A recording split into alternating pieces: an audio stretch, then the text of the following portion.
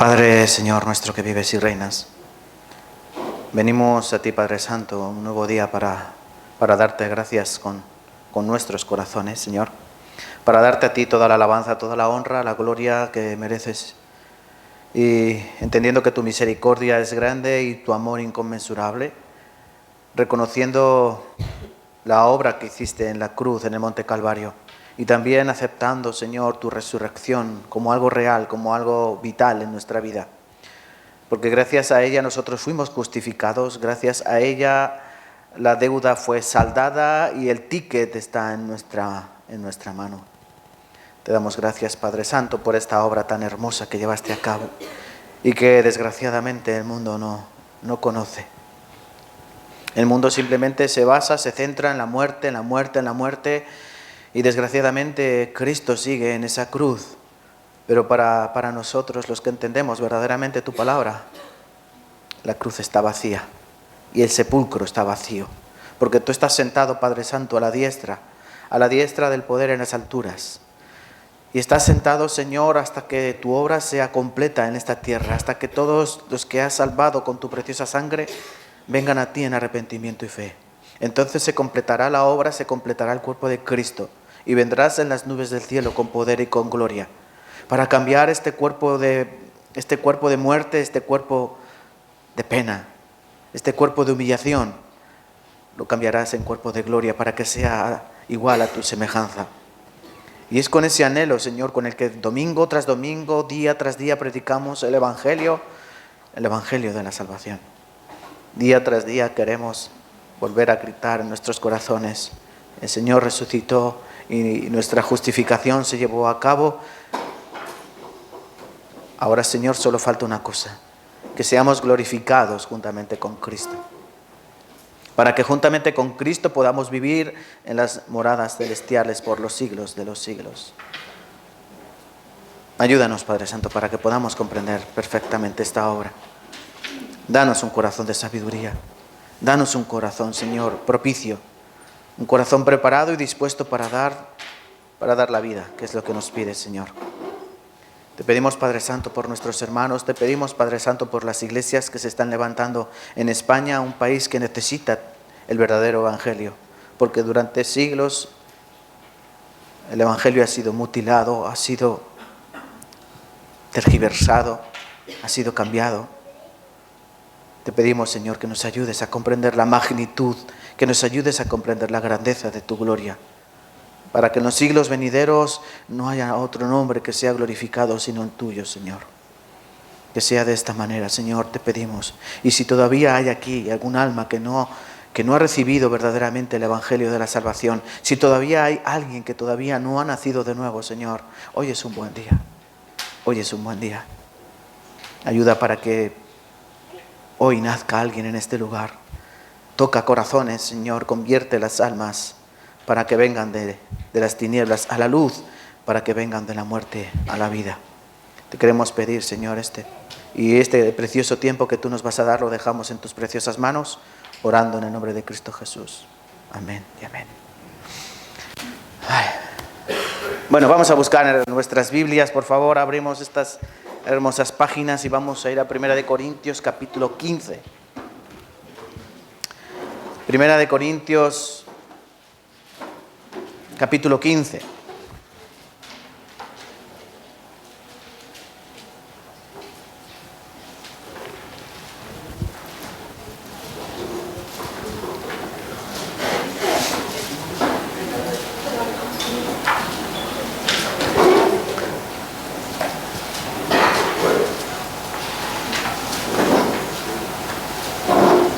Sí, pueden tomar asiento al lado, que tengan Biblia. 1 Corintios, capítulo 15. Vamos a leer juntos versículos del 1 al 4, son poquitos, entonces vamos a leer juntos a una voz. 1 Corintios, capítulo 15, versículos del 1 al 4. Además os declaro, hermanos, el Evangelio que os he predicado, el cual también recibisteis, en el cual también perseveráis, por el cual asimismo, si retenéis la palabra que os he predicado, sois salvos, si no creísteis en vano.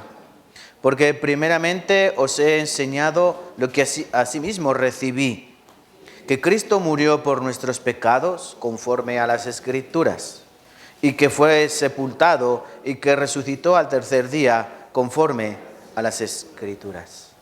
Hasta aquí. Hoy vamos a aprender acerca de que el Evangelio ha sido predicado, el verdadero Evangelio ha sido predicado. Cristo murió por nuestros pecados y Cristo resucitó para nuestra justificación. De tal manera, el título de hoy, si les gusta poner título, a mí sí, toda buena enseñanza tiene que tener un buen título. Como ven en sus Biblias, cada párrafo va acompañado de un título.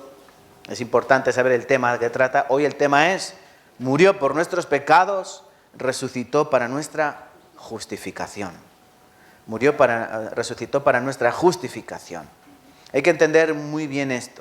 La muerte de Cristo no se puede quedar ahí, porque muchas veces ponemos el énfasis en esto: la muerte, la sangre, el sufrimiento, la cruz, el Calvario, el Gólgota, y ponemos ahí muerte, muerte, muerte, pero nos dejamos la otra parte, es decir, la resurrección, la victoria, el logro, la justificación. Que nosotros no somos justificados si no entendemos eso, porque el mundo se ha quedado con la primera parte: Cristo murió.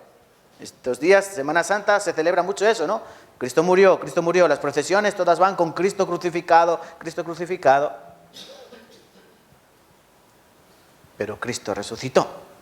Y eso es lo que debemos verdaderamente entender, que esa resurrección, ¿qué significa? Que yo soy justo delante de Dios, porque Él es el justo y Él me ha justificado. Entonces todos aquellos que en Él creen, ¿qué ocurre con ellos? Han sido salvos, han sido justificados. Esto es fácil de entender, como si cuando tú compras algo, ¿sí? Necesitas una cosa, que es el ticket. Muy importante. En toda compra tiene que tener un ticket. ¿Por qué? Porque el ticket es el justificante de que ha sido pagado, ¿sí? De hecho, si tú vas a hacer una devolución, ¿qué te exigen? Te exigen el ticket. Sin ticket no hay devolución. Bueno, Jesucristo llevó a cabo un pago, una deuda. ¿Cuál era? La sangre. La deuda tenía que ser pagada con sangre, porque Romanos 6:23 dice que la paga del pecado es muerte. La muerte es el derramamiento de sangre. Y como nos enseña todo el Antiguo Testamento, los judíos recibían el perdón de pecados con la sangre de los animales, de becerros, de ovejas, de cabras, de machos cabríos. Porque sin derramamiento de sangre no hay remisión, no hay perdón. Pero eso era sombra, dice el libro de Hebreos. Eso es una sombra de los bienes venideros. Tenía que venir el Hijo de Dios, el Cordero de Dios, que quita el pecado del mundo, como dijo Juan el Bautista. Y a través de esa sangre se llevaría a cabo verdaderamente el perdón. Si quieren entender bien esto, tienen que leer el libro de Hebreos. El libro de Hebreos se escribió para los judíos, obviamente. En él se refleja claramente la norma levítica de expiación de los pecados, del perdón de los pecados, y cómo Cristo era esa promesa, ese cumplimiento. Ya no era la sombra, ahora es una realidad, ahora son los bienes venideros. Eso es los bienes venideros, Cristo mismo. Pero como le estaba diciendo, ¿qué ocurre con la resurrección? La resurrección es la justificación. La deuda fue pagada y el ticket es Cristo. Si no hubiese resurrección, el Señor, Jesús, habría sido un hombre común y corriente que murió. Como miles, como cientos, millones y millones de hombres que han muerto en este mundo por algo, por una causa, por una guerra, por un rey o por otras cosas. Si no hay resurrección, no hay justificación. Si no hay resurrección, no hay consumación. Y es lo que hay que entender, ¿vale? Pero en primer lugar, hoy vamos a aprender todo lo que es el Evangelio. De hecho, ¿quieres explicar bien el Evangelio? Te vas a 1 Corintios capítulo 15, versículos del 1 al 4, y ahí tienes el Evangelio comprimido, para que tú lo puedas exponer, predicar y anunciar, porque esa es nuestra misión. Como mismo Pablo comenzó a predicarles y a enseñarles a los hermanos de Corinto. Si ustedes han leído 1 Corintios, saben que esta iglesia era una iglesia muy problemática, ¿no? Era una iglesia que tenía divisiones. Unos eran de Pablo, otros eran de Apolos, otros eran de Pedro, otros eran de Cristo. Había como facciones, ¿no? Algunos se habían posicionado en determinados lugares, se miraban con recelo. Había también algún joven que estaba viviendo con la mujer de su padre, es decir, tenía relaciones íntimas con su madrastra. Había también algunos hermanos que habían llevado a juicio a otros hermanos, había pleitos entre ellos. Había también allí problemas en los matrimonios, porque algunos dijeron, bueno, como el sexo es algo pecaminoso, lo que vamos a hacer es dejar de tener relaciones sexuales con nuestras esposas. Y le preguntaron a Pablo acerca de esto. Y Pablo dijo, bueno, en cuanto a lo que me escribisteis, bueno, le sería al hombre no tocar mujer, pero a causa de ¿qué? A causa de la carne, cada uno tenga su mujer y cada mujer tenga su marido. ¿Para qué? Pues para que llevéis a cabo el deber conyugal, para que no seáis tentados a causa de quitaros eso.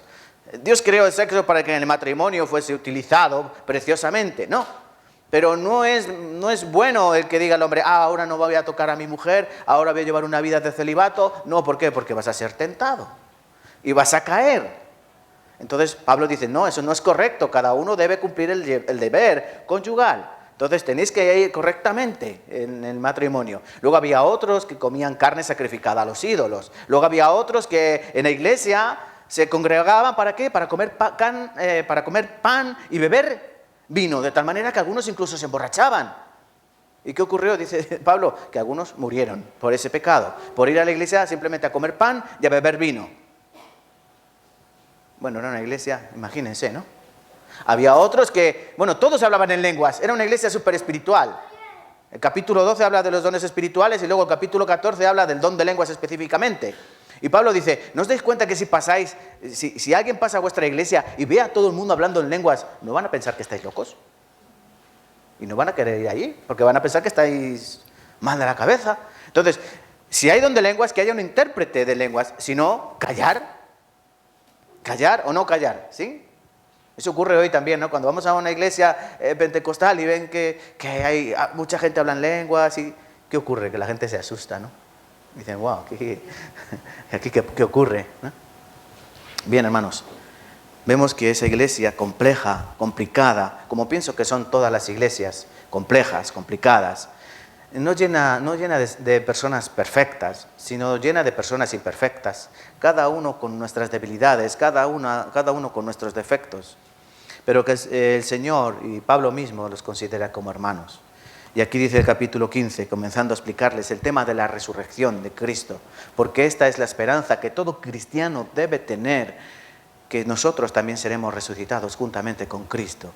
Que nosotros, el Señor va a cambiar este cuerpo que es humillante, como diría en este mismo capítulo. Es un cuerpo que está sometido a la debilidad del pecado, va a ser transformado para que sea igualito que el cuerpo que tiene ahora mismo el Señor Jesucristo, es decir, un cuerpo glorioso. Pero bien, comenzaremos por el principio. Primera de Corintios, capítulo 15, versículo 1, lean conmigo, por favor. Además, os declaro, hermanos, el evangelio que os he predicado, el cual también recibisteis, en el cual también perseveráis. Punto 1. El evangelio debe ser predicado.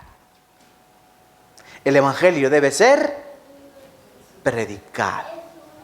Eso significa que tiene que ser hablado, que tiene que ser contado, que tiene que ser explicado, porque si el evangelio no se testifica, no se predica, ¿qué ocurrirá? No hay salvación. No hay salvación. Entonces, punto 1. El evangelio es predicado. ¿Qué significa esto de ser predicado? Tiene que ser recibido a través del oír. La fe no viene a través de tú creer algo personal o a través de una determinada religión. La fe, Romanos 10, 17, dice que viene a través del oír. Porque la fe viene por el oír y el oír por la palabra de Dios. Nadie puede venir a Cristo si no escucha antes lo que Cristo ha hecho en su vida. A ti te pueden enseñar una tradición, una religión o una fábula, pero si tú escuchas el evangelio verdadero, Cristo obrará a través de él, transformando tu corazón. Por eso Pablo esto lo llama el evangelio predicado. ¿Ha llegado aquí el evangelio predicado? Sí, ¿no? Porque el evangelio es necesario que sea predicado. Ellos lo recibieron, pero ¿Pablo recibió este evangelio? Recuerden, Jesucristo había predicado durante 3 años y medio en las aldeas de Galilea, ¿no? De Samaria, en Judea. Había predicado por toda aquella zona geográfica con los discípulos al lado para que los discípulos aprendiesen como lo que son discípulos, aprendices. Pero ¿en qué momento el Señor le predicó a Pablo? ¿Lo sabéis? Dice Gálatas capítulo 1, versículo 11, que por medio de... ¿Cómo? Dice que el Señor me inspiró. El Señor le enseñó. Vamos a buscar este pasaje dejando 1 Corintios 15 con un marcapáginas. Gálatas capítulo 1, versículo 11, que lo tenemos un poquito más adelante, nada más. 1 Corintios, 2 Corintios y Gálatas. Gálatas capítulo 1.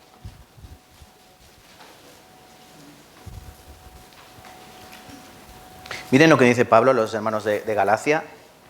Gálatas 1, versículo 11 hasta 16 os voy a leer. Mas os hago saber, hermanos, que el evangelio anunciado por mí no es según hombre, pues yo ni lo recibí ni lo aprendí de hombre alguno, sino por revelación de Jesucristo.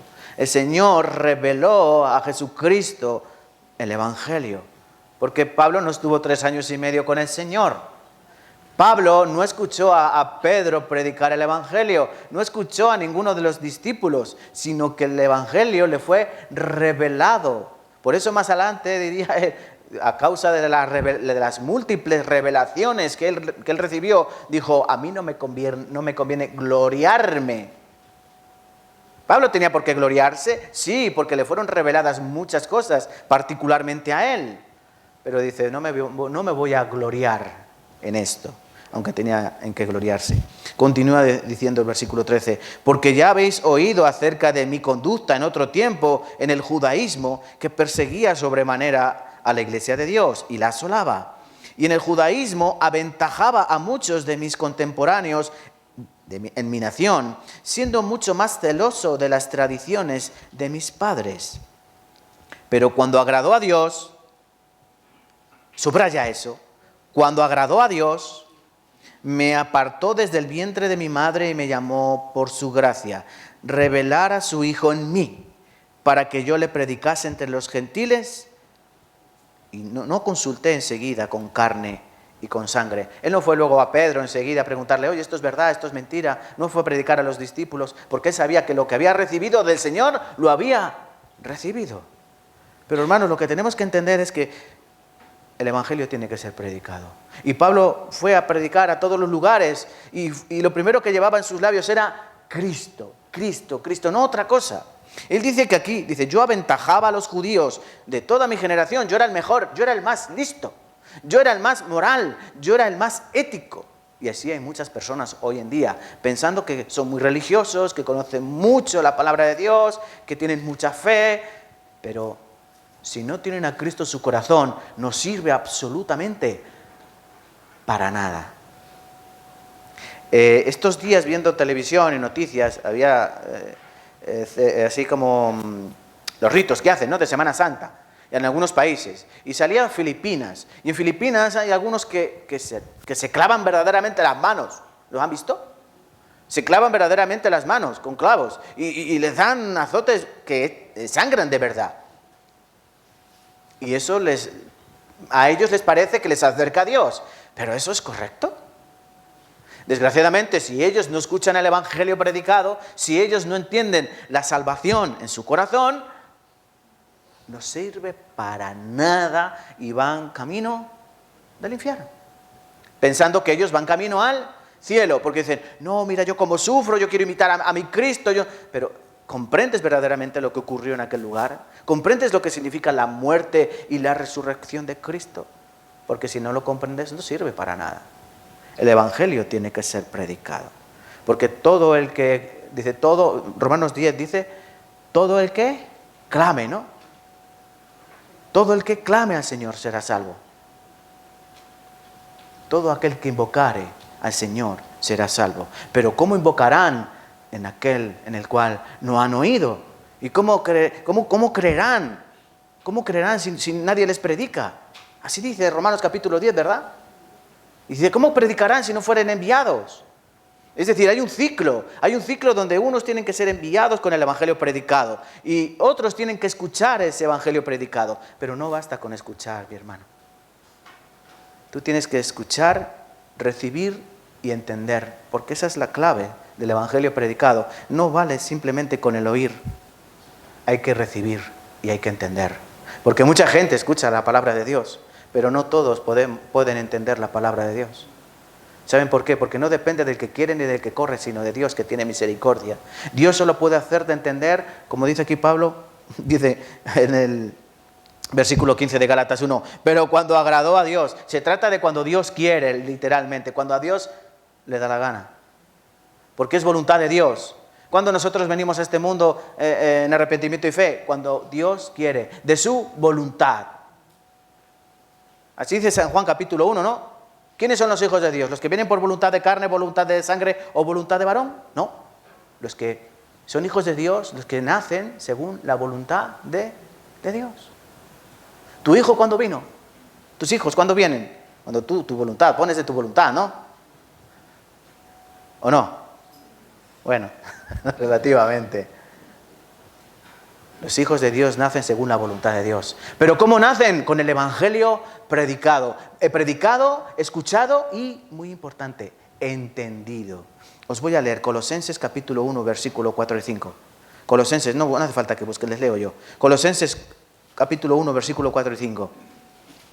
Habiendo oído de vuestra fe en Cristo Jesús y del amor que tenéis a todos los santos, a causa de la esperanza que os es guardada de los cielos, de la cual habéis oído por la palabra verdadera del Evangelio. ¿Ven? Habéis oído por la palabra verdadera del Evangelio, que ha llegado hasta vosotros, así como a todo el mundo, y lleva fruto, y crece, también en vosotros, desde el día en que oísteis y conocisteis la gracia de Dios en verdad.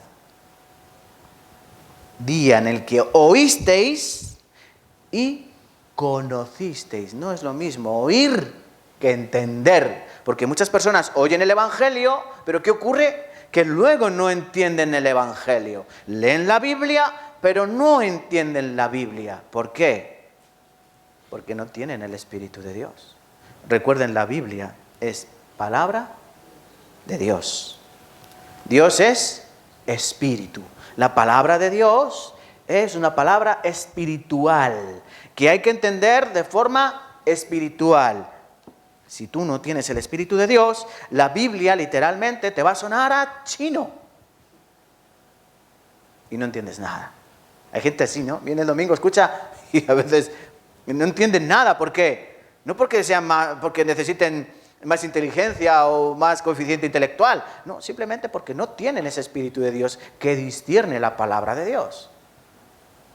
Por eso necesitamos oír y entender. Efesios 1:13 dice algo muy parecido.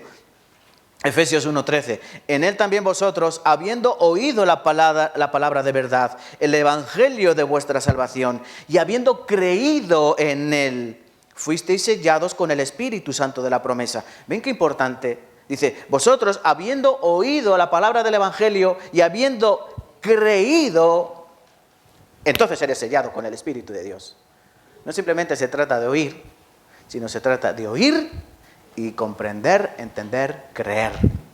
Por eso es importante en qué condición vienes tú a la iglesia a escuchar la palabra de Dios. Si tú has dormido mal el sábado, pues muy mal vas a escuchar el domingo. ¿A que sí?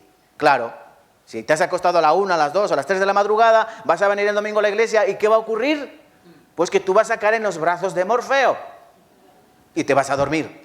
Y luego también es muy importante que vengas puntual o antes de la palabra. ¿Por qué? Porque podrás escoger los mejores asientos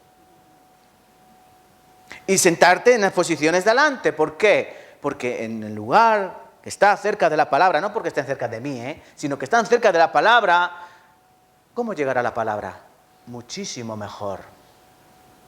Muchísimo mejor. Cuando Jesús estaba en la casa de Lázaro predicando el Evangelio, hablando la palabra de Dios, en esa casa vivían sus dos hermanas con él. Vivían Lázaro, Marta y María. Y dice que Marta estaba sirviendo, ¿no? Estaba por aquí, por allá, poniendo platos, quitando platos, poniendo vasos, atendiendo a los invitados. Pero dice que María estaba embobada, sentada a los pies del Señor. ¿Y qué dijo el Señor Jesucristo? María, espabila, ayúdale a tu hermana, hombre. ¿A que no? No dijo eso. Dijo a Marta, que estaría por allí atrás, Marta, Marta, afanada, turbada, te veo con muchas cosas, pero mira a tu hermana María, ¿dónde está? Porque ella le recriminó, Marta le recriminó al Señor. Oye, maestro, ¿no te da cuidado que yo estoy por aquí y mi hermana está ahí sentada como una boba? El Señor Jesucristo le dijo, ella ha escogido lo correcto. Ella sabe lo que le conviene, por eso está aquí a mis pies, porque para estar afanada y turbada tiempo tiene. Entonces, hermanos, les recomiendo, cuando vengan a la iglesia, siéntense delante. Así como cuando vas a un concierto y te matas en la fila para ir delante a ver al cantante. Yo a veces me da pena eso. Es que cuando vamos a cosas del mundo, queremos llegar los primeros para coger las mejores sillas. Estas tres ocupadas. Yo, por ejemplo, esto lo veo mucho en el colegio, ¿no? Cuando hay un espectáculo, un teatro de los niños, ¿qué hacen los padres? Se pelean por llegar los primeros para tener la mejor foto o el mejor vídeo de su chiquillo, su chiquilla, que sí. Yo veo a algunos padres discutir porque se han cogido los primeros asientos. Pero luego cuando vienen a la iglesia, procuran más atrás, para que la palabra no me llegue mucho. No, tiene que ser al contrario, hay que venir para que el evangelio predicado llegue con más fuerza, porque se ve que cuantos más filas más atrás, como la palabra es la misma intensidad, pero mi corazón no es el mismo. Más atrás, más despistes, yo veo más cabezas, ya puedo coger el móvil y eso no es bueno. Tenemos que estar prestos para oír y prestos para entender y puestos a recibir la palabra de Dios. Vale, hermanos, entonces la palabra tiene que ser predicada. ¿Por qué? Porque hemos sido enviados. Porque no podemos invocar si no escuchamos la palabra de Dios, no podemos escuchar si no hay nadie que nos predique la palabra de Dios, y no se puede predicar la palabra de Dios si Dios no los envía. Y es lo que hizo Jesucristo en Mateo 28, id y predicad, ¿no? Dice, haced discípulos a todas las naciones de la tierra. Entonces, hermanos, el evangelio debe ser predicado. Vamos a volver a 1 Corintios capítulo 15. Punto 1 visto, ¿no? Es que es rápido. Bueno, tenemos 200 puntos.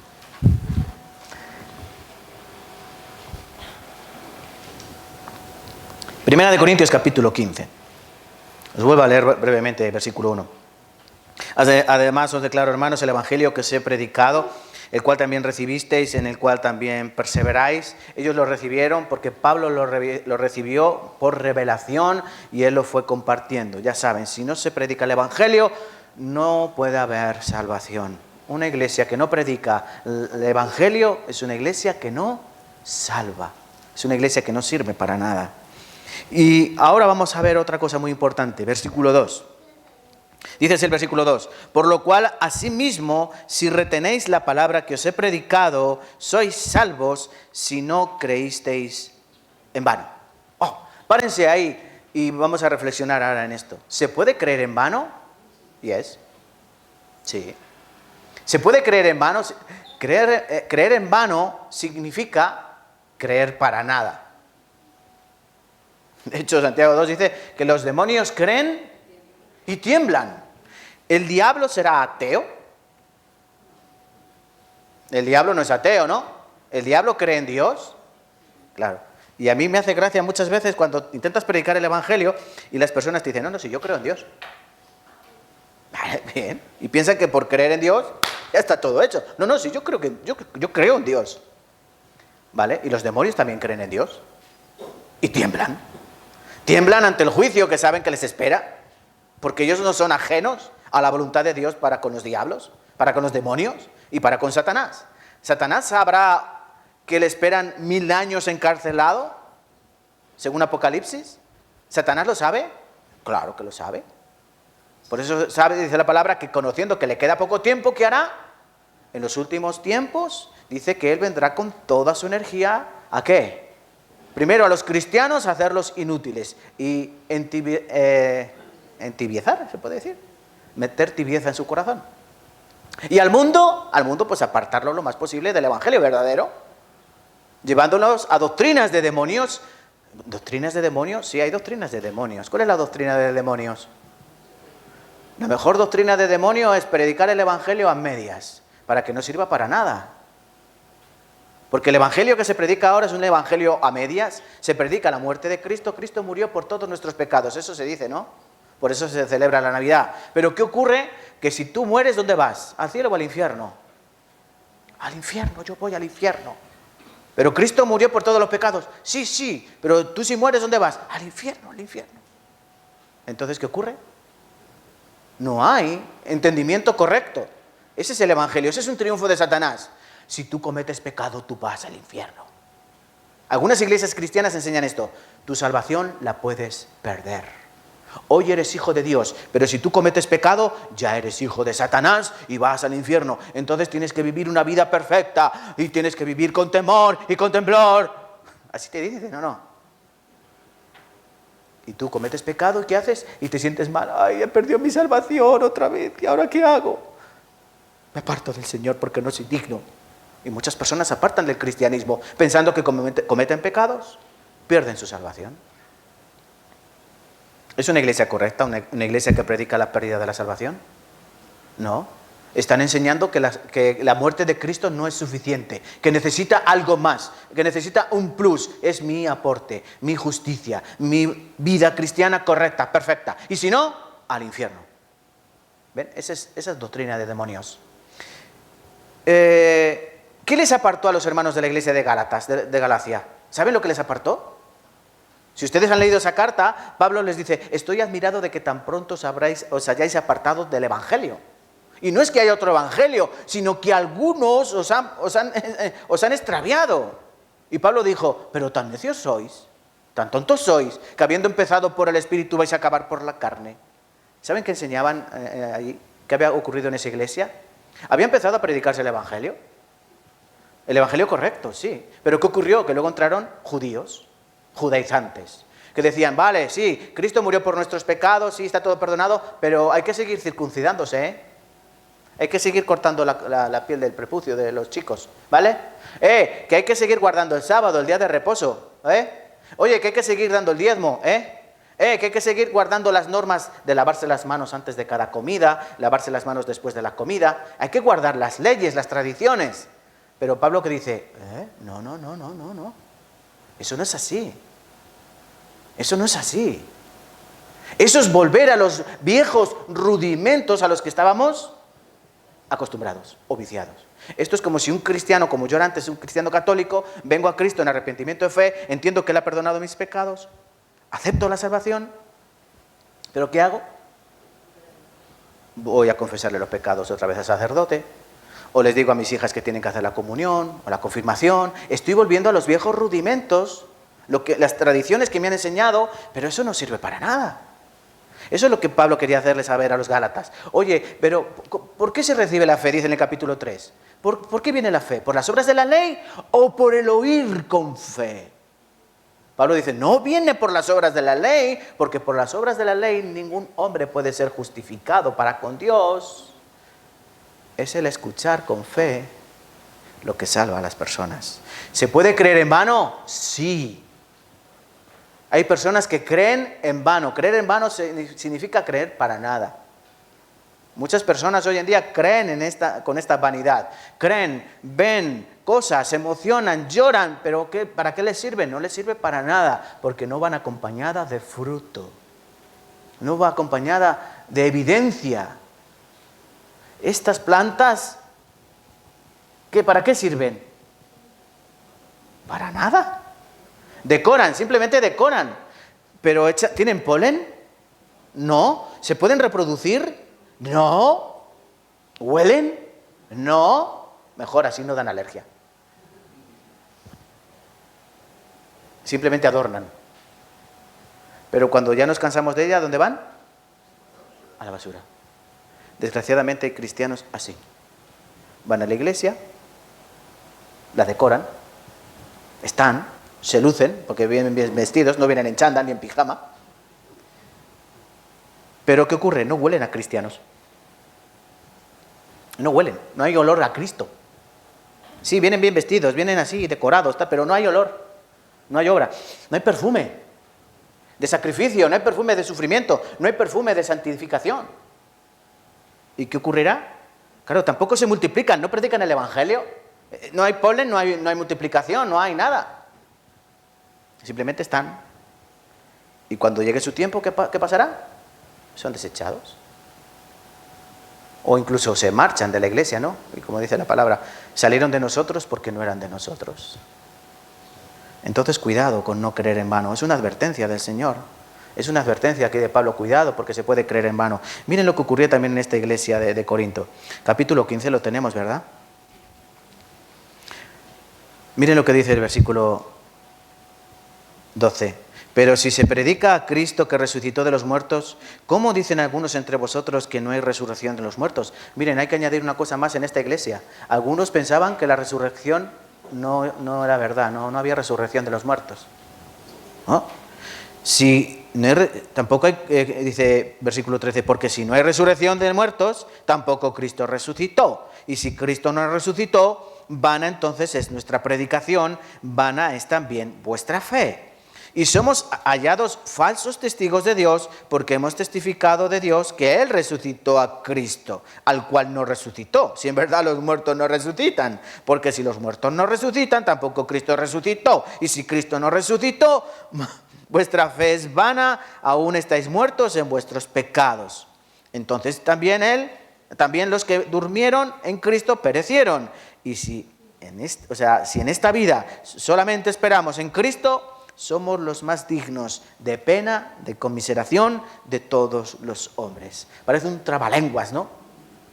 Si Cristo no resucitó, vana es vuestra fe. ¿Pero por qué dicen algunos que no resucitó? Porque si no resucitó, entonces no hay nada. Pero sí resucitó. La clave es esa. Por eso este capítulo tan importante.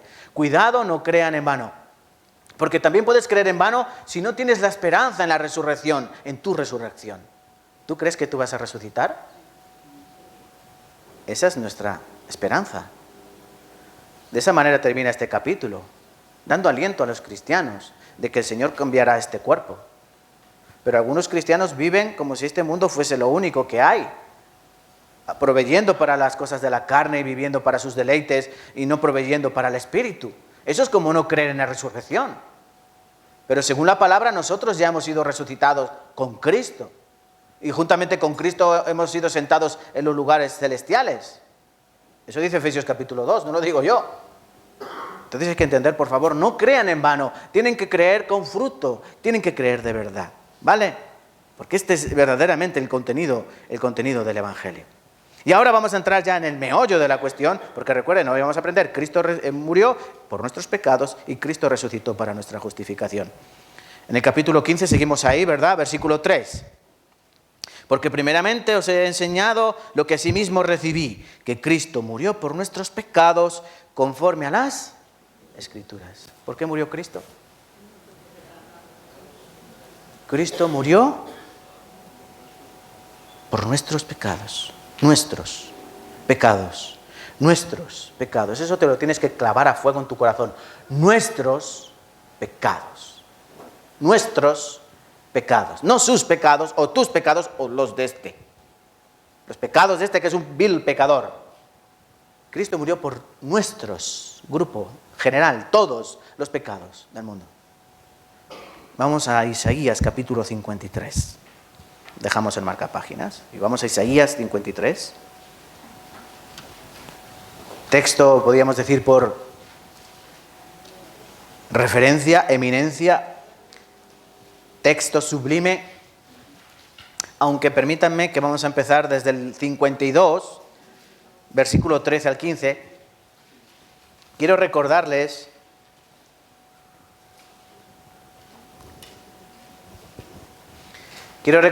que antes la Biblia no tenía ni capítulos ni versículos, eran libros. Y después, después de establecerse el canon, pues para hacer una mejor lectura, una lectura más fácil, más viable, pues se decidió establecerla por capítulos y versículos. Lo que pasa es que aquí estuvieron un poco, voy a decir, miopes a la hora de establecer el capítulo 53, porque se considera que el capítulo 53 comenzaría en el capítulo 52, versículo 13, que habla del sufrimiento del siervo de Jehová, que no es otro que Cristo. Por eso, cuando lean capítulo 53, tienen que adelantarse al 52, la última parte, versículo 13 y 15, porque ahí comienza. De hecho, se titula Sufrimientos del siervo de Jehová. ¿Quién es el siervo de Jehová? Es el Señor. Es el Señor. El siervo sufriente de que nos habla Marcos. Os leo, versículo 13 del 52. He aquí mi siervo será prosperado, será engrandecido, exaltado y será puesto muy en alto. ¡Oh, qué bonito! He aquí mi siervo será prosperado, exaltado, puesto muy en alto.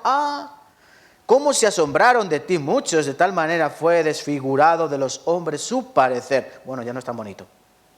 Y su hermosura más que la de los hijos de los hombres. Así asombrará él a muchas naciones. Los reyes cerrarán ante él la boca, para que toda boca se cierre y todo el mundo quede culpable del juicio. Se dice Romanos capítulo 3, ¿no? Así, dice, porque verán lo que nunca les fue contado y entenderán lo que jamás habían oído. ¿Quién ha creído a nuestro anuncio? ¿Y sobre quién se ha manifestado el brazo de Jehová? Subirá cual renuevo delante de él como raíz de tierra seca. No hay parecer en él ni hermosura. Le veremos, mas sin atractivo, para que le deseemos. Despreciado y desechado entre los hombres, varón de dolores, experimentado en quebranto, y como que escondimos de él el rostro. Fue menospreciado y no le estimamos. Ciertamente llevó él nuestras enfermedades, sufrió nuestros dolores, y nosotros le tuvimos por azotado y herido de Dios y abatido. Mas él herido fue por nuestras rebeliones, molido por nuestros pecados. El castigo de nuestra paz fue sobre él, y por su llaga fuimos nosotros curados. Todos nosotros nos descarriamos como ovejas, cada cual se apartó por su camino, mas Jehová cargó en él el pecado de todos nosotros. Angustiado él y afligido, no abrió su boca. Como cordero fue llevado al matadero, y como oveja delante de sus trasquiladores, enmudeció y no abrió su boca. Por cárcel y por juicio fue quitado, y su generación, ¿quién la contará? Porque fue cortado de la tierra de los vivientes, y por la rebelión de mi pueblo fue herido. Y se dispuso con los impíos su sepultura, mas con los ricos fue en su muerte, aunque nunca hizo maldad, ni hubo engaño en su boca. Con todo eso Jehová quiso quebrantarlo, sujetándolo a padecimiento. Cuando haya puesto su vida en expiación por el pecado, verá linaje, vivirá por los días, y la voluntad de Jehová será en su mano prosperada. Verá el fruto de la aflicción de su alma, y quedará satisfecho. Por su conocimiento justificará mi siervo justo a muchos, y llevará las iniquidades de ellos. Por tanto, yo le daré parte con los grandes, y con los fuertes repartirá despojos. Por cuanto derramó su vida hasta la muerte, y fue contado con los pecadores, habiendo él llevado el pecado de muchos y orado por los transgresores.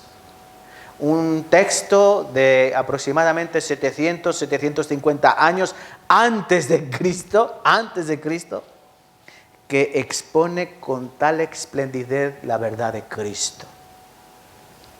¿Quién? Empieza aquí Isaías. ¿Quién creerá? ¿Quién ha creído a nuestro anuncio? ¿Quién va a estar pendiente de esta nueva noticia? Dice muchas cosas importantes. Por ejemplo, dice que no hay parecer en él ni hermosura. Versículo 2, le veremos, más inatractivo para que le deseemos. Jesucristo no era hermoso, Jesucristo era más bien feote. Eso lo dice la Biblia. Dice, le veremos sin atractivo, no hay en él hermosura. ¿Para qué? Porque la gente tiene tendencia a seguir a los guapos. ¿O no? ¿Sí o no? Contésteme ustedes. Tenemos la tendencia de seguir a los guapos. De seguir a los guapos.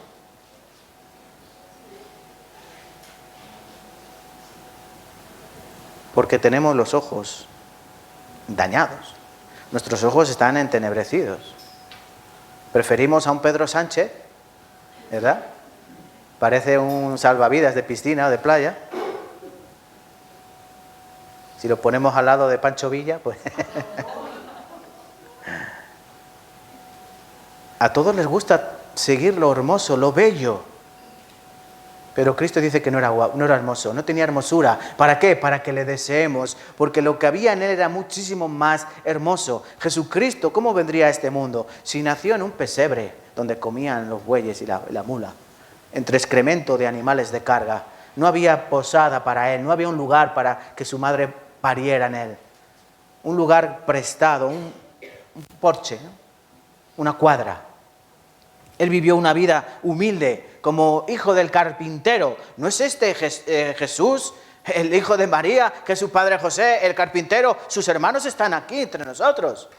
Él llevó una vida de humildad. Él no vino a este mundo sin nada. Ustedes piensen, ¿dónde nació? ¿Cómo vivió? Para entrar en Jerusalén tuvo que prestar un pollino. Para hacer su entrada triunfal tuvo que prestar un burrito. Es más, su cruz también fue prestada porque era la cruz que le correspondía a Barrabás. ¿O qué se piensan? ¿Quién iba a ser ejecutado en aquel monte Gólgota? Los dos ladrones y Barrabás, porque Barrabás era el peor. Pilato sacó el peor que tenía allí en el mostrario de criminales. Dice que él era asesino y alborotador. Y él iba a ser ajusticiado. La cruz de Cristo fue prestada por Barrabás. Donde fue sepultado, prestado, ¿no? El sepulcro de José de Arimatea. Sepulcro prestado también. Él tuvo que prestar todo. El aposento alto donde celebró la última cena con los discípulos, prestado. Él vino de prestado. Él vino de esta manera, pero él vino a entregar su vida. Él no venía a lucirse, no iba a venir encima como un guaperas, no. Todo el mundo iba a seguir. ¡Ah, qué guapo, qué guapo! ¿Qué ocurrió con Saúl? El rey Saúl, el primer rey de Israel, dice que era guapo. Tenía un pelazo. Dice que tenía un pelo increíble, ¿no? No como el mío.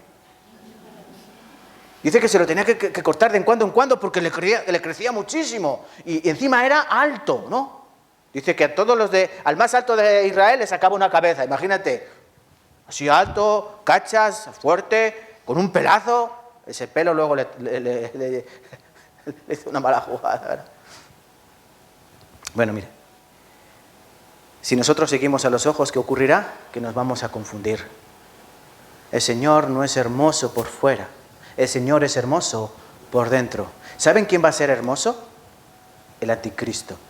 El que venga en el lugar de Cristo, dice Daniel, que él, ¿cómo vendrá? Como un príncipe, ¿no? Que le escucharán. Y dice que no hará caso del amor de las mujeres. Dice, del amor de las mujeres, dice que no hará caso. ¿Por qué? Porque ante todo se engrandecerá.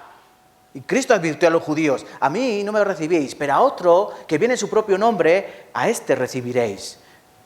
El anticristo no será un feo, ¿no? Será hermoso.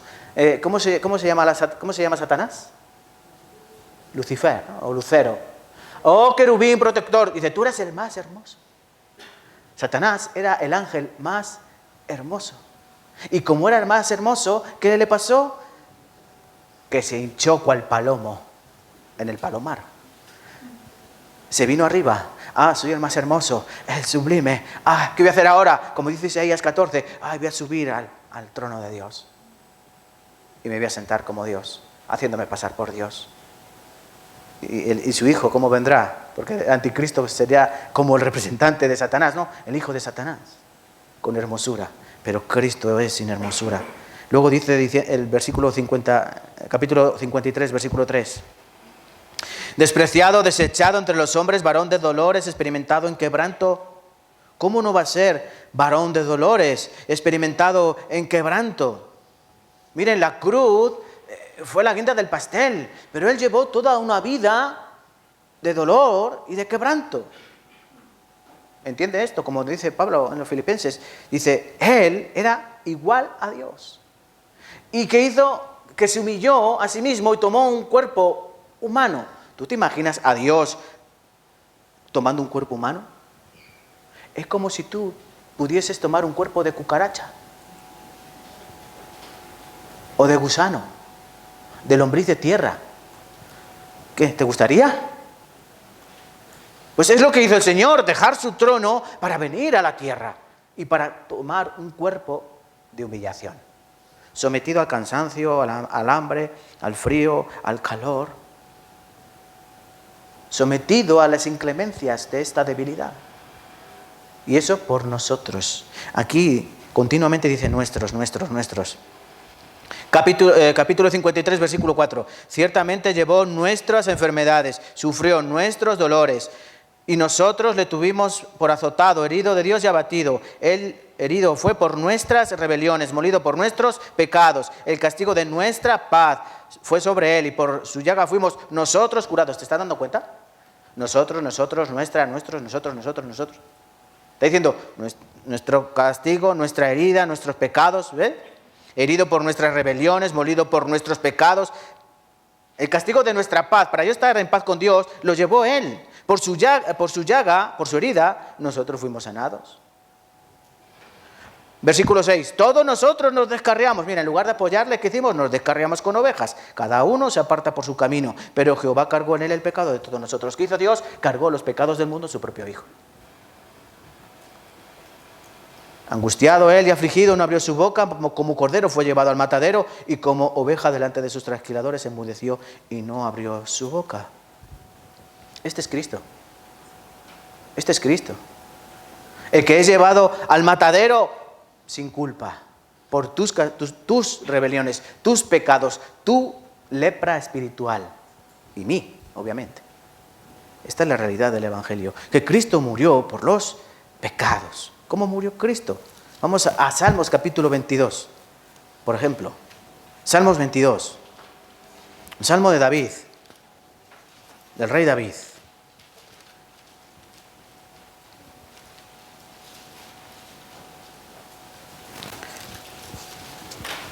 Salmos capítulo 22, versículo 1.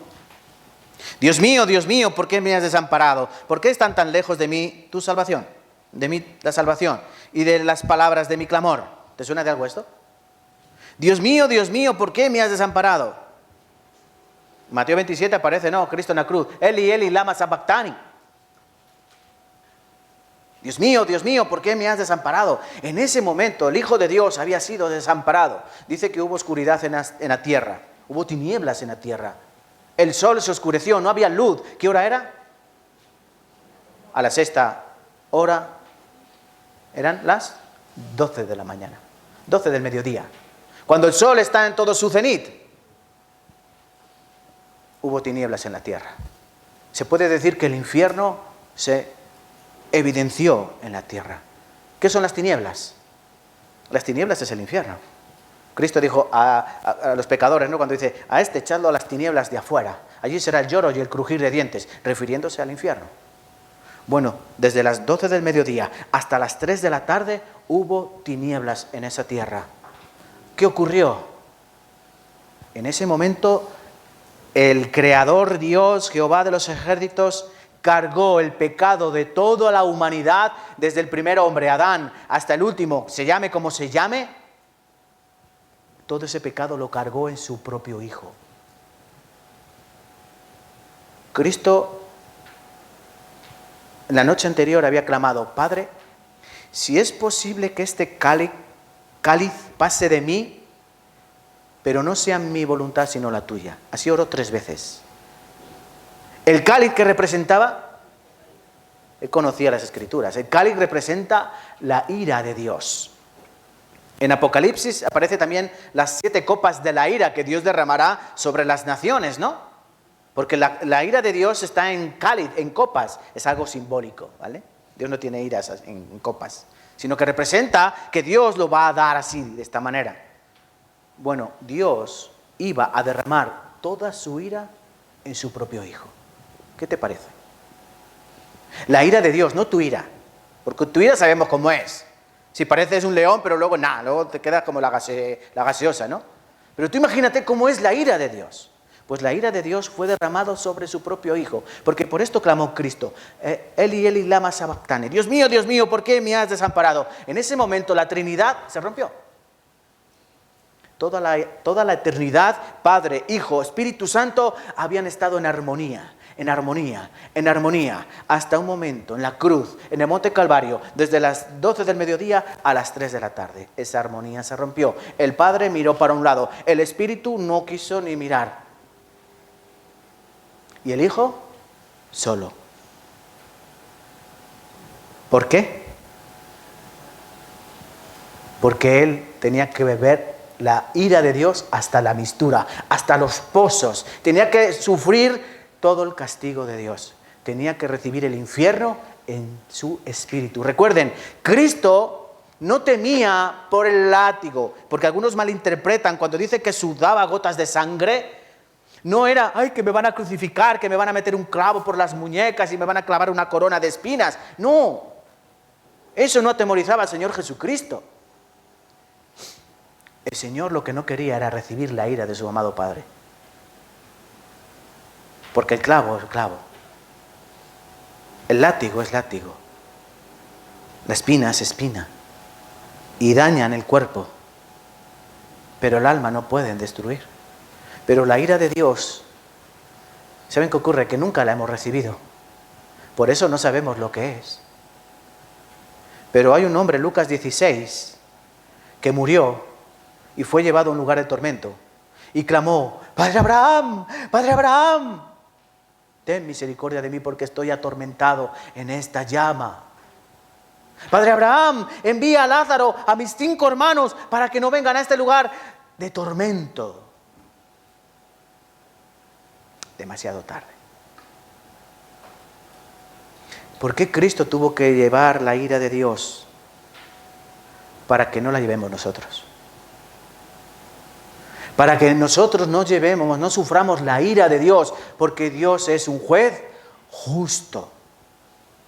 Miren, tú puedes engañar al pastor, tú puedes engañar a los hermanos de la congregación, pero hay una persona que tú no te puedes burlar, y ese es Dios. Gálatas 6:7, dice así, ¿no? No os engañéis, Dios no puede ser burlado.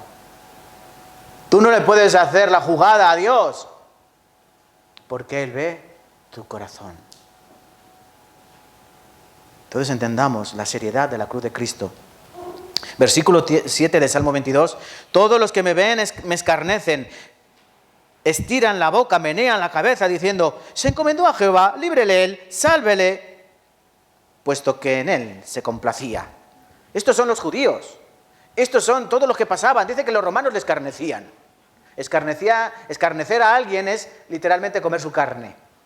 Pero se refiere a cuando te insultan, cuando te injurian, te escupen, te abofetean, cuando hacen de ti lo que quieren. Bueno, esos eran los judíos. Esos eran los soldados romanos, se reían de él. Como vemos a veces en la película, ¿no? Pero es que incluso dice que los que estaban crucificados al lado de él, a la derecha y a la izquierda, dice que también le injuriaban. ¡Sálvate! ¡Sálvanos! ¡Tú! ¿Pero qué haces? ¿A qué esperas? Así. Versículo 14. He sido derramado como aguas y todos mis huesos se descoyuntaron. Mi corazón fue como cera derritiéndose en medio de mis entrañas. Aquí no es que el hueso estuviese partido, estaba descoyuntado. No es lo mismo descoyuntar que fracturar. Lo sabéis, ¿no? La diferencia. Porque tú te puedes sacar un hombro, ¿no? Descoyuntar un hombro, pero el hombro no está roto. Está fuera de su lugar. Así estaba el Señor. Sus hombros estaban descoyuntados. ¿Saben lo que duele eso? ¿Saben lo que duele? Muchísimo. Cuando se te descoyunta. ¿Han experimentado un descoyunte? Yo experimenté el descoyunte del codo. El hueso del codo me salió por aquí. Cuando yo sufrí un accidente de tráfico. Literalmente yo veía mi hueso. Por aquí, por un hueco que tengo. Estaba descoyuntado. ¿Saben cómo me lo pusieron en su sitio? Entre 3 enfermeras tirándome del brazo, yo con un palo en la boca. Y las enfermeras tirando. Y luego me pusieron un clavo para que no se volviese a descoyuntar. De todos los dolores que yo les explico esto muy, muy claramente, de todos los dolores que yo podía sentir, ¿saben qué sufría más de mi cuerpo? Tengo sed. Tengo sed. Yo me moría por un vaso de agua. Mi hueso del codo me dolía rabiar. Todos los nervios, los tendones de mi brazo estaban fuera, literalmente. Yo veía que los tendones, si quieren saber cómo es un tendón, es como un cordón amarillento. Yo veía todo mi brazo destrozado. Tengo sed. Mi única palabra para el matrimonio que me rescató de aquel camión, tengo sed, tengo sed, tengo sed. ¿Y qué dijo el Señor? Tengo sed. Las personas que experimentan estos traumas donde pierdes mucha sangre, la boca literalmente es como si estuviese llena de arena. Versículo 15. Como un tiesto se secó mi vigor y mi lengua se pegó a mi paladar. Me han puesto como el polvo de la muerte. Aquí el Señor dice que sus huesos estaban descoyuntados, que su corazón se derritió dentro de él como cera porque el corazón no podía bombear sangre, no había sangre que bombear, el corazón estaba literalmente desgarrado.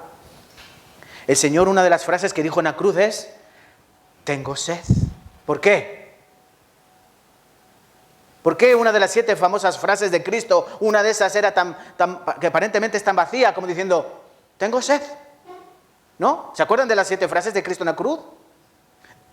A los romanos, Padre, perdónales porque no saben lo que hacen, por ejemplo.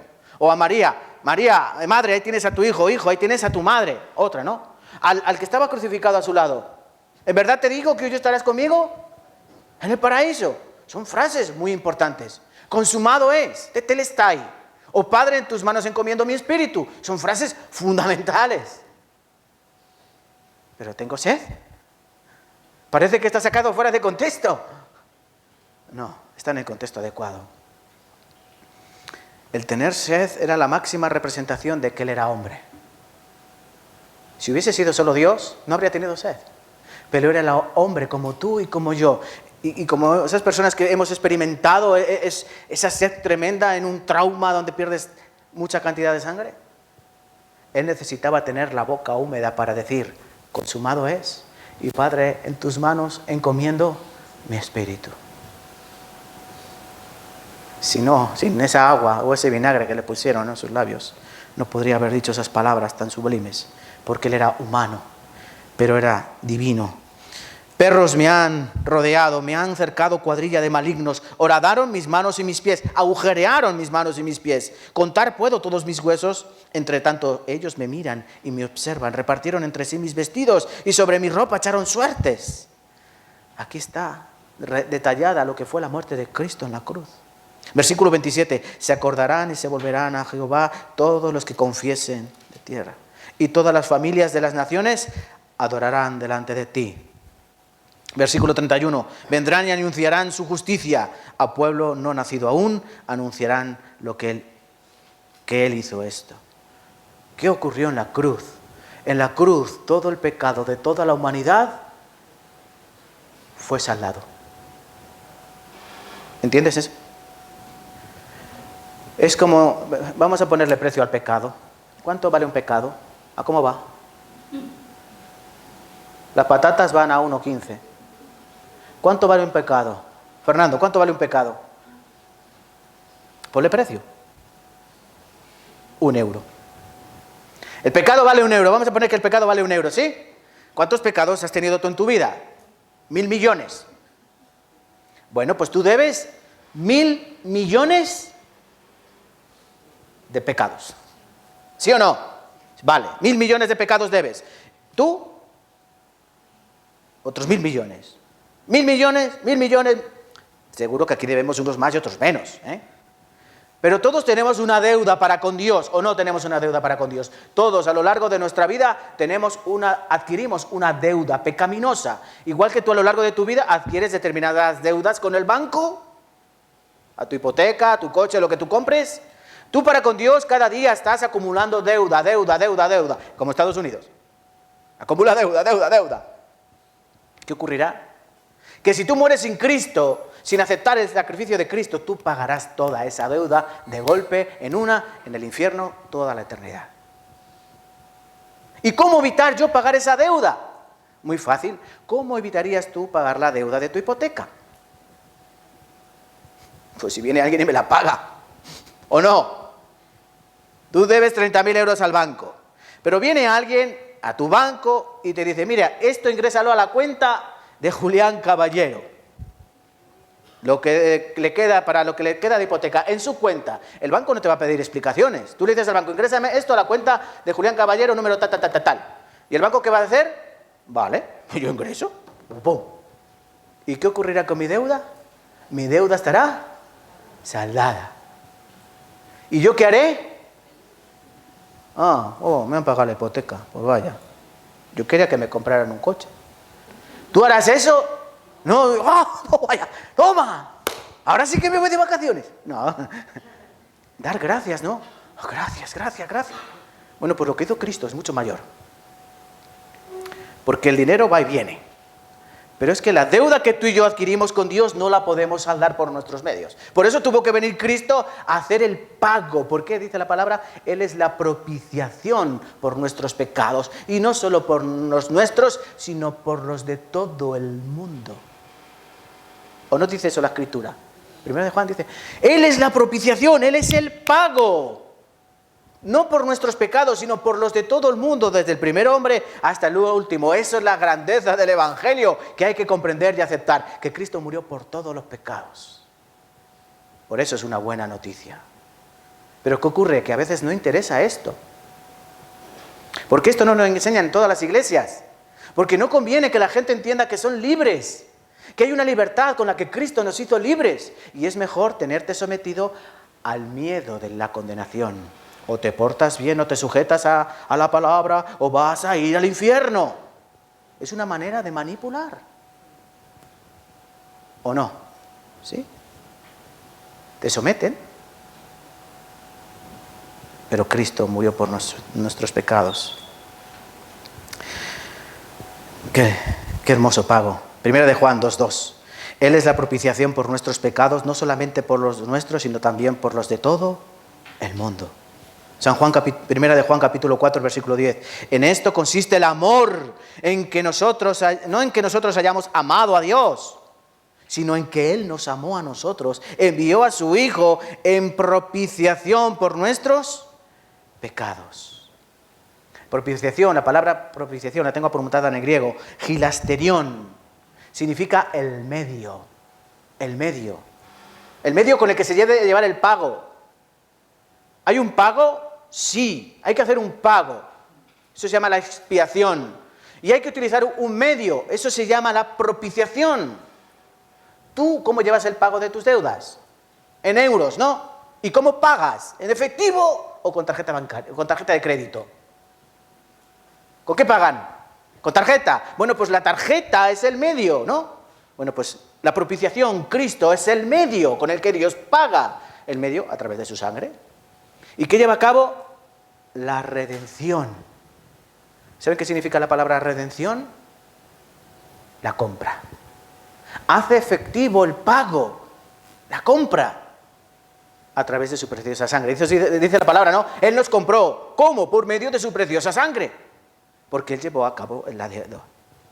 Gálatas 1:4, el cual se dio a sí mismo por nuestros pecados para librarnos del presente siglo malo, conforme a la voluntad de Dios y Padre. Primera de Pedro 2:24, quien llevó él mismo nuestros pecados en su cuerpo sobre el madero, para que nosotros, estando muertos a los pecados, vivamos a la justicia, y por cuya herida fuisteis sanados. Hebreos 1:3, el cual, siendo resplandor de su gloria, la imagen misma de su sustancia, en quien sustenta todas las cosas con la palabra de su poder, habiendo efectuado la purificación de nuestros pecados por medio de sí mismo, se sentó a la diestra de la majestad en las alturas. Jesucristo no murió por cualquier cosa. Jesucristo no murió por unos judíos incrédulos. Jesucristo no murió porque sus discípulos lo dejaran vendido. Jesucristo no murió por ignorancia de los hombres. Jesucristo no murió por incompetencia de un procurador romano. Jesucristo murió por amor y por nuestros pecados. Él tuvo que entregarse a sí mismo para que nosotros no fuésemos entregados en las manos de su Padre. Porque horrenda cosa es caer en manos del Dios vivo. ¿Has entendido bien esto? Horrenda cosa es caer en manos del Dios vivo. Cuidado en caer en manos de Dios. Segunda de Corintios capítulo 5, versículo 21. Al que no conoció pecado, por nosotros lo hizo pecado, para que nosotros fuésemos hechos justicia de Dios en Él. Mi justicia solo podía ser a través de Él. Qué hermoso. Volvamos a Primera de Corintios capítulo 15. Un poquito más, ¿vale, hermanos? Primera de Corintios capítulo 15. ¿Cristo murió? ¿Cristo murió? Sí. ¿Por qué murió? Por nuestros pecados. ¿Por todos? ¿Por todos? ¿Se dejó alguno? ¿Estás seguro? Más te vale. Primera de Corintios capítulo 15.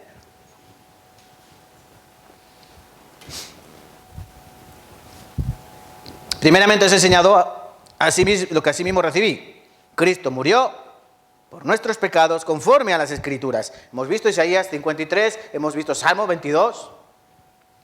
Y que fue sepultado. hasta ahí. ¿Fue sepultado el Señor Jesucristo? Sí. Nos enseña la palabra, ¿no? Que había un tal José de Arimatea que prestó si me sale la palabra, sepulcro, donde dice que no había sido enterrado nadie. Y en ese sepulcro, que estaba en un huerto cerca del Gólgota, cerca de allí, no estaba muy lejos, allí fue sepultado el Señor. Y cuando fue sepultado en ese sepulcro, dice que pusieron una piedra sobre el sepulcro. ¿Por qué? Porque algunos judíos fueron a Pilato y le dijeron, oye, cuidado, que es que han dicho que este contaba que iba a resucitar. Y sus discípulos son capaces de ir y llevarse el cuerpo y decirnos, venir con el cuento de que ha resucitado y va a ser peor el remedio que la enfermedad. ¿Sí? ¿Y qué dijo el procurador romano? Vale, una piedra y en la piedra un sello de Roma. Nadie puede tocar eso. Como tú toques el sello de los romanos, ya, olvídate. Y encima pusieron una guarnición, no de verduras, sino de soldados romanos, ¿no? Pusieron una guardia de romanos guardando la piedra y la entrada al sepulcro. Entonces, ¿qué significa esto que fue sepultado? Que Cristo murió. Es que algunos dijeron que Él no murió. Él estaba malherido. Él estaba malherido, no murió del todo. Y luego se presentó entre sus discípulos malherido. No, Él murió. Y como Él murió, Él tuvo que ser sepultado. Tuvo que ser enterrado para cumplir la palabra. Isaías 53 hemos leído, 9, ¿no? Dice, y se dispuso con los impíos su sepultura, mas con los ricos fue en su muerte. ¿Con los ricos? ¿Con qué ricos? Bueno, la tumba era de José de Arimatea, que era rico. Pero él tenía que morir. No sé, como los judíos no entendieron teniendo Isaías 53. Con lo bien que se saben ellos la escritura, pero no entienden la escritura. Mateo 12:40 dice, porque como estuvo Jonás en el vientre del gran pez 3 días y 3 noches, así estará el Hijo del Hombre en el corazón de la tierra 3 días y 3 noches. Jesucristo, ¿por qué dice que pasó 3 días y 3 noches en lo profundo de la tierra, entre los muertos? ¿72 horas? No. Para el judío, hay que entender bien el contexto judío, para el judío una parte del día ya era considerado como un día. ¿Entendéis? Para nosotros un día, ¿qué es? Un día completo. Para el hebreo, para el judío, un día es un día completo, pero un día también es una parte del día. Porque Jesucristo fue enterrado, ¿qué día? El viernes. ¿A qué hora? Por la tarde, ¿no? Pero todavía era de día. Él murió a las 3 de la tarde. ¿Sí? Y fueron, porque tenían que quitarle el cuerpo rápidamente, en ese día se celebraba la Pascua, y fueron a decirle, oye, ¿podemos bajar el cuerpo? Dice que Pilato se sorprendió, oye, ¿se ha muerto? Hombre, con la tunda que le dieron. Y dice que enseguida bajaron el cuerpo y lo llevaron rápidamente al sepulcro que había prestado José de Arimatea. Entonces ya cuenta, el viernes ya cuenta como un día. El sábado, 2 días. Y el domingo dice que siendo mañana temprano, pero ya era de día, 3 días. Al tercer día. No es que Cristo estuviese 72 horas, pero sí estuvo a vista de hebreo 3 días. Viernes tarde, sábado y domingo mañana. Primera de Pedro, capítulo 3, 17, 19. Porque mejor es que padezcáis haciendo el bien, si la voluntad de Dios así lo quiere, que haciendo el mal. Porque también Cristo padeció una sola vez por los pecados, el justo por los injustos, para llevarnos a Dios, siendo a la verdad muerto en la carne, vivificado en el Espíritu, el cual también fue y predicó a los espíritus encarcelados. ¿De quién está hablando? Porque podías pensar, ¿y qué hizo Cristo ese tiempo? ¿Dónde fue Cristo? Esos 3 días, ¿dónde estuvo Cristo? En lo profundo de la tierra, dice, ¿no? Igual que Jonás. ¿Y qué hizo Cristo allí? ¿Él estaba dormido? No. Dice que estuvo predicando a los espíritus encarcelados. ¿Qué espíritus encarcelados? ¿Quién serán estos espíritus encarcelados? Los muertos, ¿no? En el Hades. Jesucristo bajó al Hades a decirle, he muerto, he vencido. Ahora simplemente tengo que esperar. Llega el momento de la resurrección. ¿Y qué ocurrió después? Dice la palabra, ahora os voy a leer, llevó cautiva la cautividad. Pero miren, primera de Pedro 4:6, porque Por esta también ha sido predicado el Evangelio a los muertos, para que sean juzgados en carne según los hombres, pero vivificados según Dios. Efesios 4, 7 al 10. Pero cada uno de nosotros fue dada gracia conforme a la medida del don de Cristo. Por lo cual dice, subiendo a lo alto llevó cautiva la cautividad y dio dones a los hombres. Y esto que subió, ¿qué es? Sino que también había descendido primero a las partes más bajas de la tierra. El que descendió es el mismo que también subió por encima de todos los cielos para llenarlo todo. Explicando brevemente, lo que hizo Cristo en el Hades es a todos aquellos que murieron con la promesa, desde Moisés, Abraham, Jacob, José, todos esos que tú conoces del Antiguo Testamento, ¿dónde estaban? En el Hades con Lázaro, ¿no? En el seno de Abraham. Pues Abraham, Moisés, José, todos aquellos padres de la fe, todos aquellos que esperaban en Dios, ¿dónde fueron llevados? Al cielo. Por eso dice aquí que Él llevó cautiva la cautividad. Él no los iba a dejar allí. Él no iba a ir, ahora voy a resucitar y voy a ir al cielo con mi Padre y ya dentro de miles de años volveré, que no me olvido de vosotros. No. Ellos fueron llevados al cielo. Su alma. Ellos. ¿Entienden esto? Porque ¿qué dijo Pablo cuando dijo para mí el morir es Cristo, pero si vivo, ganancia? ¿Por qué? Porque yo sé que si yo muero, ¿dónde estaré? ¿En el Hades? No, yo estaré en Cristo, con Cristo. Si Pablo mismo fue llevado al tercer cielo, donde dice que vio cosas inefables, indescriptibles. Entonces, Cristo cuando murió, predicó, dijo, ya está hecho, consumado es, lo he dicho arriba, he muerto, ahora voy a resucitar, voy a ser primicias, pero vosotros, tranquilos, que he venido a por vosotros y os voy a llevar ahora al Padre. ¿Por qué? Porque he vencido a la muerte. Y Él los llevó. Y luego, aquí en la tierra, ¿qué hizo? Resucitó. Porque Él resucitó, ¿no? Él resucitó. Primera de Corintios 15. Él fue sepultado Él fue sepultado y, versículo 4, resucitó al tercer día, conforme a las Escrituras. ¿Las Escrituras nos hablan de la resurrección de Cristo? Claro que sí. Aquí en sus Biblias seguro que aparece, por ejemplo, Salmos 16:8, Oseas 6:2, ¿sí? Donde Cristo resucitó. Pero ¿qué significa la resurrección de Cristo? Bueno, según Romanos capítulo 1, versículo 14, fue declarado Hijo de Dios. Él ya era Hijo de Dios, pero con la resurrección fue declarado Hijo de Dios. Primera Tesalonicenses 4:14, que tenemos garantía de nuestra propia resurrección. ¿Entiendes eso? Él ha resucitado, ¿sí? Pues tú ya tienes garantía de tu propia resurrección. También 1 Corintios 15 dice que si Él ha resucitado, tiene un plan para nosotros, ¿sí o no? ¿Cuál es el plan? 15:20. 1 Corintios capítulo 15, versículo 20. Escuchen, por favor.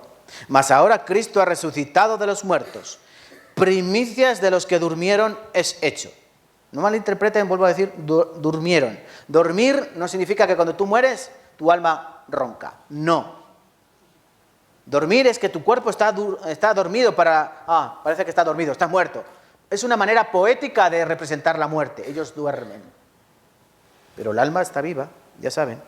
Pregúntenle al rico, ¿no? También, porque por cuanto la muerte entró por un hombre, versículo 21, también por un hombre la resurrección de los muertos. ¿Por quién entró la muerte? Dice por un hombre. Si ustedes se acuerdan lo que Pablo dice a los Romanos, capítulo 5, ¿qué dice? ¿Por cuánto la muerte entró por un hombre? El pecado entró por un hombre, también la muerte entró por un hombre, pero luego después dice, versículo 12, ¿qué? Que también la justicia entró por un hombre. Por la desobediencia de uno, los muchos fueron constituidos pecadores por la desobediencia, pero por la obediencia de uno, Cristo, los muchos serán constituidos justos. Versículo 22, porque así como en Adán todos mueren, también en Cristo todos serán vivificados, pero cada uno a su debido orden. Cristo, las primicias, luego los que son de Cristo en su venida, luego el fin, cuando entregue el reino al Dios y Padre, cuando haya suprimido todo dominio, toda autoridad y potencia. Porque preciso es que Él reine hasta que haya puesto a todos sus enemigos por estrados de sus pies. Aquí está hablando del reino milenial. Y después vendrá otra resurrección, porque habrá uno que resucitarán para vida eterna y otros resucitarán para condenación. Mateo capítulo 25, ¿o no? Sí. Hay un plan para nuestro cuerpo, miren. Versículo 49. Así como hemos traído la imagen del terrenal, traemos también la imagen del celestial. Pero os digo, hermanos, que la carne y la sangre no pueden heredar el reino de Dios, ni la corrupción hereda la incorrupción. He aquí os digo un misterio. No todos dormiremos, pero todos seremos transformados. En un momento, en un abrir y cerrar de ojos, a la final trompeta, porque se tocará la trompeta y los muertos serán resucitados incorruptibles. Y nosotros seremos transformados, cambiados de forma, porque es necesario que esto corruptible se vista de inmortalidad. Y cuando esto corruptible se haya vestido de incorrupción y esto mortal se haya vestido de inmortalidad, entonces se cumplirá la palabra que está escrita. Sorbida es la muerte en victoria. ¿Dónde está, oh muerte, tu aguijón? ¿Dónde, oh sepulcro, tu victoria? Ya que el aguijón de la muerte es el pecado y el poder de pecado la ley. Mas gracias sean dadas a Dios, que nos da la victoria por medio de nuestro Señor Jesucristo. Así que, hermanos míos, amados, estad firmes y constantes, creciendo en la obra del Señor, sabiendo que vuestro trabajo en el Señor no es en vano. Tú puedes tener una fe vana si no crees en Cristo, pero si crees verdaderamente, todo lo que tú hagas para el Señor no es en vano. Porque no solo el Señor te dará un cuerpo nuevo, el Señor dice que transformará cuerpo de humillación en un cuerpo, ¿cómo? Glorioso. Un cuerpo glorioso. ¿Cómo es un cuerpo de gloria? Si tú piensas, ¿cómo era el cuerpo de Cristo? Un cuerpo de Cristo. Cristo le dijo a los discípulos cuando estaba cenando, bueno, en verdad no voy a beber vino con vosotros hasta que no esté bebiéndolo con mi Padre con vosotros en el cielo, ¿no? Entonces, ¿en el cielo se puede beber vino? No lo sé. Díganme ustedes. ¿Se podrá comer? Bueno, Apocalipsis dice que hay un árbol, en la Nueva Jerusalén hay un árbol que tiene frutos, ¿no? 12 frutos diferentes. ¿Se podrá comer? ¿Se podrá disfrutar? ¿Qué piensan? Bueno, yo creo que sí. ¿El Señor Jesucristo tenía un cuerpo de gloria? Dice que podía atravesar las paredes, estaban todas las puertas cerradas y dice que apareció en medio de ellos. Eso es un cuerpo de gloria. Pero dice que también comió pescado con ellos. ¿O no? ¿Sí? ¿Ese es un cuerpo de gloria? También. Bueno, no lo sabemos 100% cómo será, pero tiene que ser algo espectacular. Que tú puedas ir de un lado para otro, porque él lo mismo iba camino de Maús, que él lo mismo estaba en otro sitio, que se aparecía en medio. Bueno, eso es un cuerpo glorioso. Eso es un cuerpo glorioso. Yo tengo ganas de tener ese cuerpo. Estoy cansado de este. Este cuerpo es un rollo. ¿Anhelas tu cuerpo de gloria? Yo sí. Por eso yo quiero que el Señor venga. Entonces, hermanos, por último, hablando de la resurrección, si la cruz fue el pago, la resurrección es el ticket. Si la cruz es el pago por el pecado, la resurrección es el ticket. Por eso dice que es el sello del Espíritu Santo. Ya no, nadie te lo puede quitar, arrebatar. Ya es tuyo, ya la justicia de Dios está imputada en ti. Romanos 4:23. Ya no solamente con respecto a Él se escribió que le fue contada, hablando de la justicia, sino también con respecto a nosotros, a quienes ha de ser contada. Esto es, a los que creemos en el que al que le levantó de los muertos, a Jesús, Señor nuestro, el cual fue entregado por nuestras transgresiones y resucitado para nuestra justificación. Pregunta simple, ¿qué te justifica a ti? ¿Qué te justifica a ti y a mí? La resurrección de Cristo. El que Él resucitase significa que Él murió sin pecado. Y como murió sin pecado, la muerte no le podía retener, porque la paga del pecado es muerte. Tú pecas, tú mueres. Adán, pecas, mueres. Pero como Él no había pecado, Él pudo resucitar. Él venció a la muerte. Y se hace Él representante. Esa palabra tienes que entenderla. Él es tu representante legal, no en la tierra, sino en el cielo. ¿Sabes lo que es un abogado? Es tu representante legal. Puedes tener un buen abogado o un mal abogado. Cristo es el mejor abogado, dice primera de Juan, capítulo 2, ¿no? Y si pecamos voluntariamente, abogado tenemos para con Dios. Él es tu representante, Él fue tu mediador en la tierra, tu representante, pero es que Él sigue siendo tu representante en el cielo. De tal manera que cuando tú pecas, ¿sabes qué hace Cristo? Papá, lo siento. Voy a darle un tirón de orejas, ¿vale? Él sigue orando por ti en el cielo. Él sigue viviendo, intercediendo por nosotros. Él sigue siendo el mediador, porque hay un solo mediador entre Dios y los hombres, Jesucristo, hombre, un solo mediador. Y Cristo le dice, mamá, no te metas en esto. ¿Entienden, no? ¿Entienden? María no la mediadora. Cristo es el que murió. Cristo es el que resucitó. Cristo es el que nos justifica. A Cristo es el que da gloria. Cristo es el que nos resucitará. Con Cristo reinaremos. Es Cristo. No hay otro. Ni Mahoma, ni Alá, solo Cristo. Solo Cristo. Conforme a las Escrituras. ¿Qué nos toca a nosotros, hermanos? Por último. Os voy a leer varios versículos y ya termino. Gálatas capítulo 2, versículo 20 dice, con Cristo juntamente estoy crucificado. Ya no vivo yo, mas vive Cristo en mí. Lo que ahora vivo en la carne, lo vivo en la fe del Hijo de Dios, el cual me amó y se entregó a sí mismo por mí. ¿Qué está diciendo este pasaje? Que yo tengo que estar muerto para el pecado. Con Cristo estoy juntamente crucificado. Ya no vivo yo, mas vive Cristo en mí. Y lo que vivo ahora, en la carne, lo vivo en la fe del Hijo de Dios. Un creyente que ha entendido verdaderamente lo que ocurrió hace 2000 años, que hubo un hombre, Dios, que murió por ti en tu lugar, que Cristo hace 2000 años pagó tu deuda para con Dios, sin tú pedirle permiso, ni sin tú suplicarle. Pero Él ya lo hizo por la cuenta que nos trae. Entonces tú ahora, ¿qué tienes que hacer? Entender que yo ahora no puedo seguir cometiendo pecado. ¿Voy a ir al infierno? No.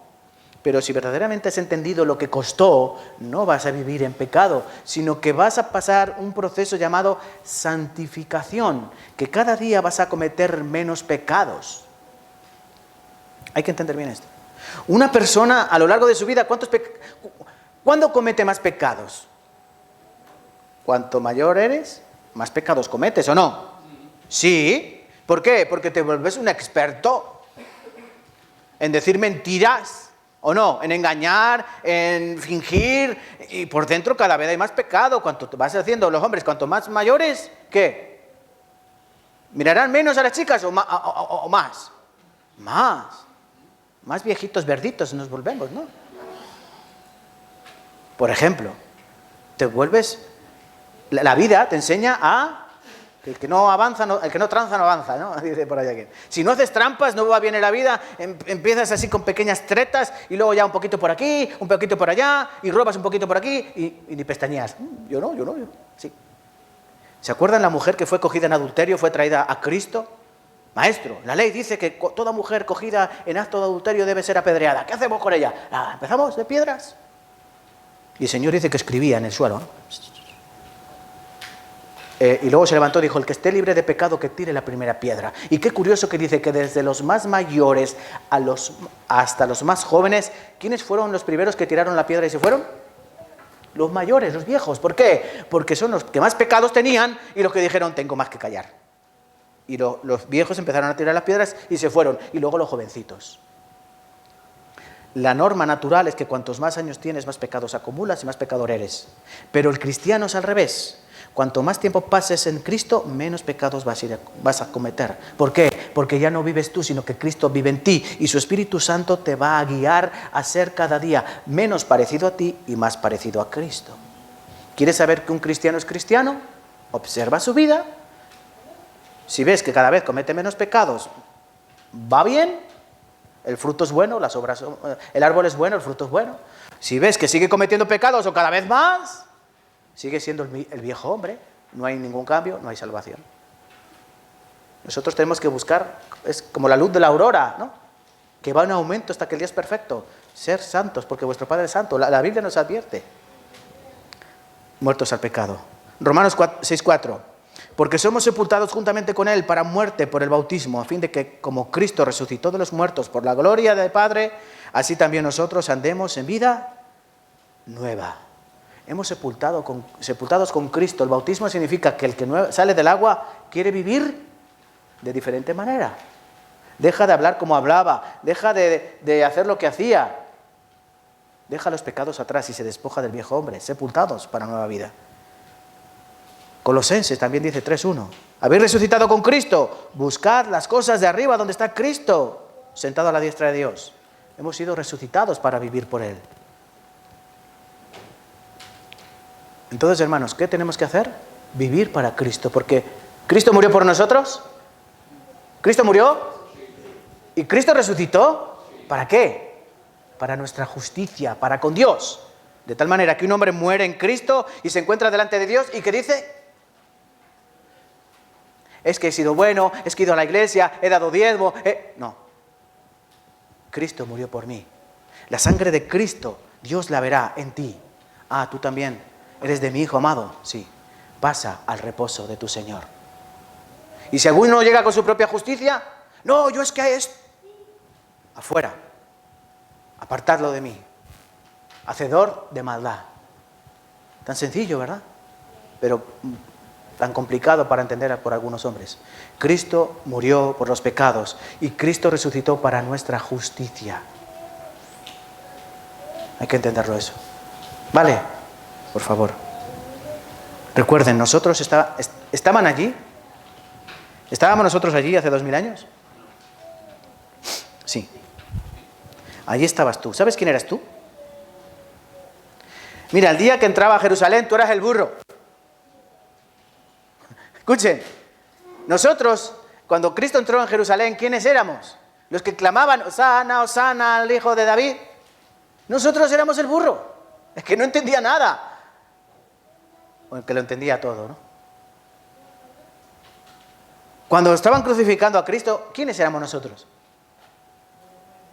Tenemos opciones. Podemos ser los judíos que le injuriaban, podemos ser los romanos que se burlaban, le clavaron y vendieron sus vestiduras, sacaron beneficio de él. Podemos ser uno de los ladrones que le seguían injuriando hasta la muerte, u otro de los ladrones que le dijo: acuérdate de mí cuando vengas en tu reino.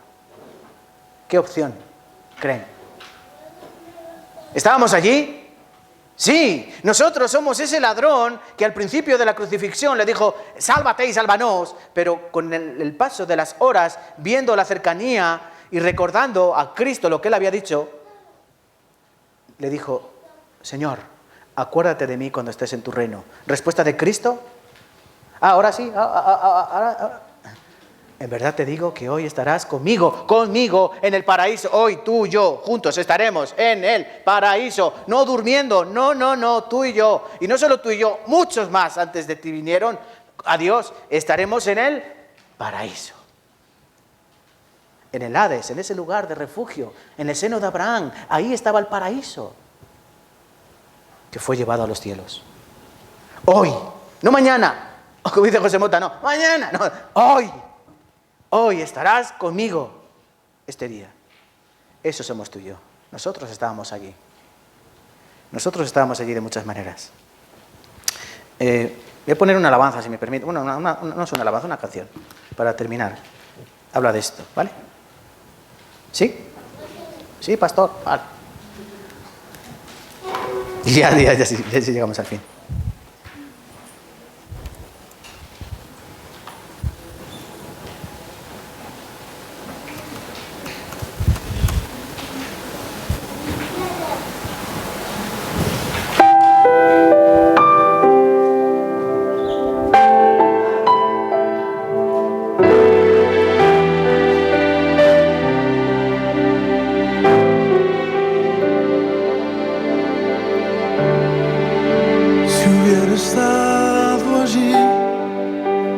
entre la multitud que tu muerte pidió, que te crucificó, lo tengo que admitir. Hubiera yo también clavado en esa cruz tus manos, mi Jesús, si hubiera estado allí.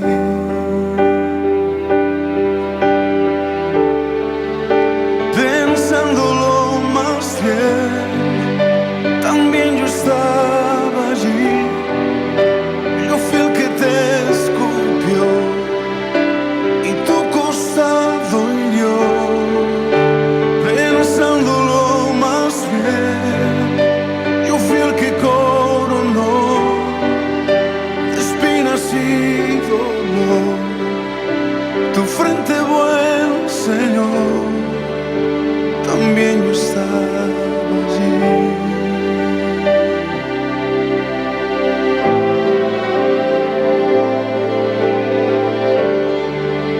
Si hubiera estado allí, al pie de aquella cruz, oyéndote clamar al Padre en soledad, lo tengo que admitir. Hubiera yo también dejado así morir, mirándote sufrir, si hubiera estado allí.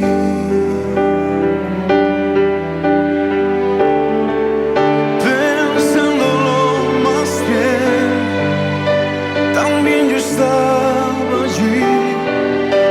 Yo fui el que te escupió y tu costado hirió. Pensándolo más bien, yo fui el que coronó de espinas y dolor tu frente, buen Señor. Pensándolo más bien, también yo estaba allí. Yo fui el que te golpeó y de ti se burló.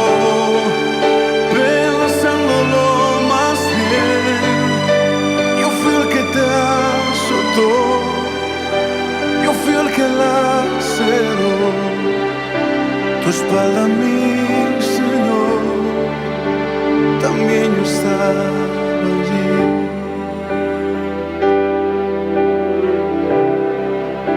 También yo estaba allí.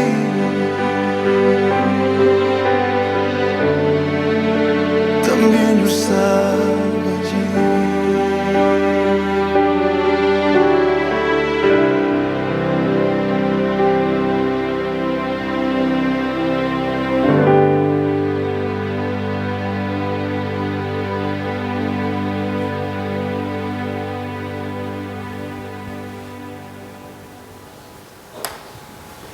Vale, muchas gracias.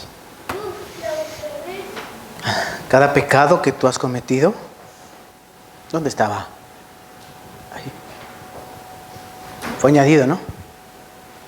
Cada segundo fuimos añadiendo. ¿Cómo hay que vivir ahora? ¿Que tú entiendes eso? Lo que ocurrió allí. Tu pecado fue perdonado por aquella cruz, aquella sangre preciosa. Tienes que vivir dando gracias por ese maravilloso regalo que es la vida eterna. ¿O no? ¿Sí? Ese es el Evangelio. Esa es la buena noticia. Vamos a orar para terminar. Señor, no permitas que se nos olvide esta palabra. No permitas, Padre Santo, nunca que se nos olvide la hermosura del Evangelio. Aquella victoria no fue hermosa, Señor.